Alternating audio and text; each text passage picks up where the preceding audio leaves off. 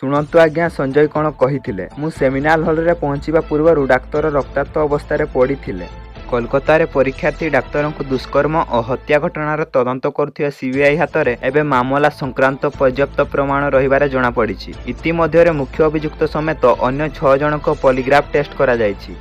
CBI ହାତରେ ଏବେ ମୋଟ 53ଟି ପ୍ରମାଣ ରହିଥିବା ବେଳେ ଅପରାଧ ସାବ୍ୟସ୍ତ କରିବା ପାଇଁ 9ଟି ବରିଷ୍ଠ ପ୍ରମାଣ ମଧ୍ୟ ରହିଛି। ଏହି ସବୁ ପ୍ରମାଣ ଭିତରେ ମୁଖ୍ୟ ଅଭିଯୁକ୍ତ ସଞ୍ଜୟ ରାୟ ଘଟଣା ଦିନ ପିନ୍ଧିଥିବା ପୋଷାକ, ଅନ୍ତବସ୍ତ୍ର ଏବଂ ଜୋତା ଆଦି ସାମଗ୍ରୀ ରହିଛି।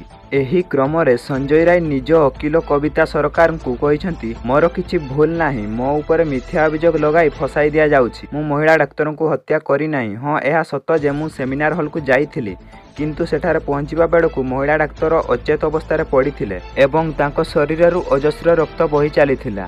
ମୁଁ ସେ ଦୃଶ୍ୟ ଦେଖି ଭୟରେ ଘଟଣାସ୍ଥଳରୁ ଚାଲି ଆସିଥିଲି। ଆଉ ଜାଣିଶୁଣି ଏହି ଘଟଣା ବିଷୟରେ କାହାକୁ କିଛି ଜଣାଇ ନଥିଲି, କାରଣ ମୁଁ ଜାଣିଥିଲି ଯଦି ଏ ବିଷୟରେ ପୁଲିସକୁ କୁହେ, ପୁଲିସ ମୋ କଥାରେ ବିଶ୍ୱାସ କରିବ ନାହିଁ, ଓଲଟା ମୋତେ ବାନ୍ଧି ନେବ। ତେଣୁ ସବୁ ଜାଣିଶୁଣି ମୁଁ ଚୁପ୍ ରହିଥିଲି। ସୂଚନା ଅନୁଯାୟୀ ଅଗଷ୍ଟ 9 ତାରିଖରେ ଘଟଣା ସମୟରେ ସଞ୍ଜୟ ରାୟ ଆରଜିକର ହସ୍ପିଟାଲର ସେମିନାଲ ହଲରେ ଉପସ୍ଥିତ ଥିବା ନେଇ ଅନେକ ପ୍ରମାଣ ଉପଲବ୍ଧ ହୋଇଛି। ସଞ୍ଜୟ ରାୟର ବାଇକ୍ ଓ ହେଲମେଟ୍ ମଧ୍ୟ ପ୍ରମାଣ ରଖାଯାଇଛି।